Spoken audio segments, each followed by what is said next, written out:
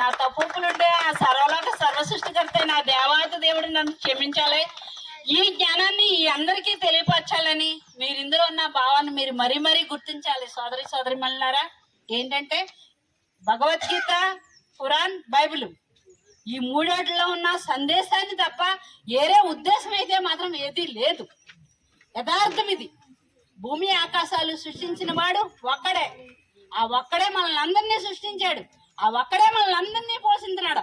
ఆ ఒక్కడే మన ఈ సృష్టికి కర్త, క్రియ, లయ అన్ని ఆయనే.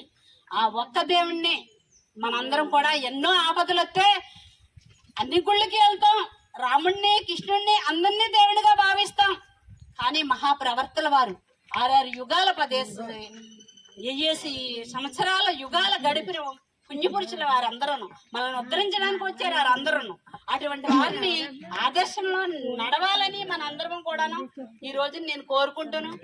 ఏదైతే సృష్టిని సృష్టించాడో మనకు ఆపద వచ్చినప్పుడు ఆ ఆపదకే పైకి ఎత్తి బుర్ర దేవుడా ఎక్కడున్నావయ్యా అని ఆయన్ని కొలవడం అన్నది మనం ఎక్కువగా భావించాం. కానీ దాన్ని గుర్తించాం. మనం అది తీరిన తర్వాత అనేక రకాల ఆలోచనలతో మనం పరిగెడతా ఉంటాం.